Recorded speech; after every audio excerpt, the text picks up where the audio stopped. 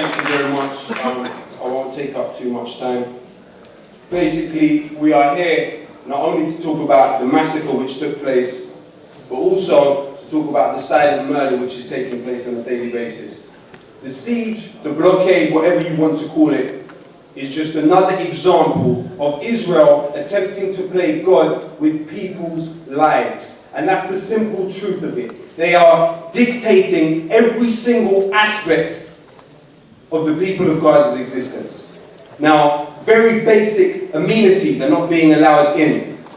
They are being blockaded and starved. And as I said, their entire existence is reliant upon the Israelis. The siege has been going on for 3 years now, and in my opinion, it is as deadly as the bombs which were dropped on Gaza. The ever-expanding settlements in the West Bank and the ongoing starvation of Gaza have become accepted norms. And the reason they've become accepted norms is because of the mainstream media. I think in this country, our struggle is a struggle for public perception, because there is such a machine at work 24/7 to warp people's understandings of this whole situation. We have to constantly fight just to bring the cold, hard facts to light. Now, we have all witnessed the mainstream media play megaphone to the government and attempt to turn this situation into some sort of equal battle. They tirelessly struggle to somehow equate rockets with over 60 years of dispossession, starvation, and ethnic cleansing. Now, with the example of Afghanistan, we've seen a media which has managed to make military occupation appear charitable. This is what they are attempting to do. Now, you see this pathetic excuse for press wants you to feel a man with a beard and a rucksack is a bigger threat to humanity than the sophisticated killing machines produced by Lockheed and BAE Systems every single day. They want you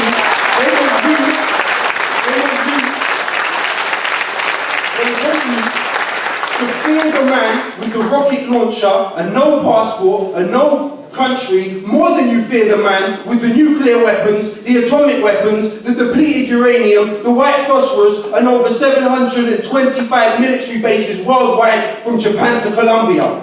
They want you, the people of this country, to be more outraged at a few men hassling the grieving families of British soldiers than the politicians who sent those soldiers to war in the first place to kill and die.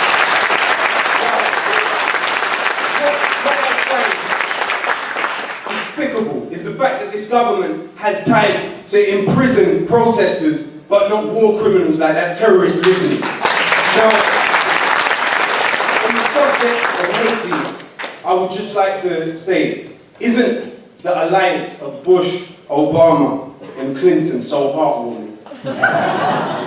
Like, let's just ignore for 1 second Bush and Clinton's records when it comes to Haiti. Let's talk about rebuilding, country rebuilding skills.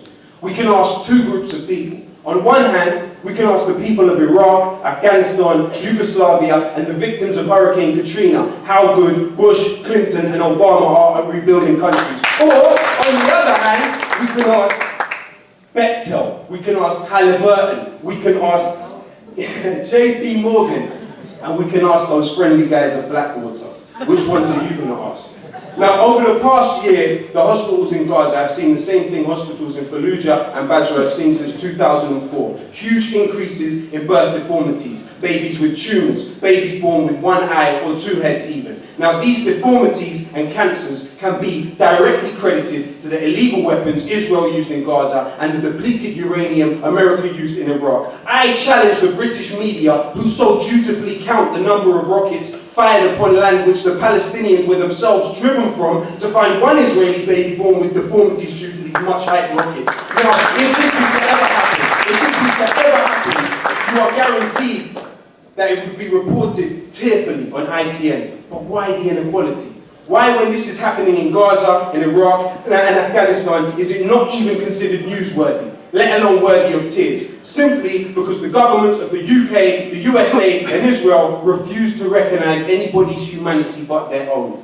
We must let them recognise the humanity of the Palestinians. humanity. That is the struggle. Because if people recognise that humanity, then these crimes would not be committed. Now this is our struggle to bring equality by any means necessary, nothing more and nothing less. Our struggle is not about the supremacy of anyone or the dehumanization of anyone else. That's Zionism. Our struggle is about the humanization and the equality of all.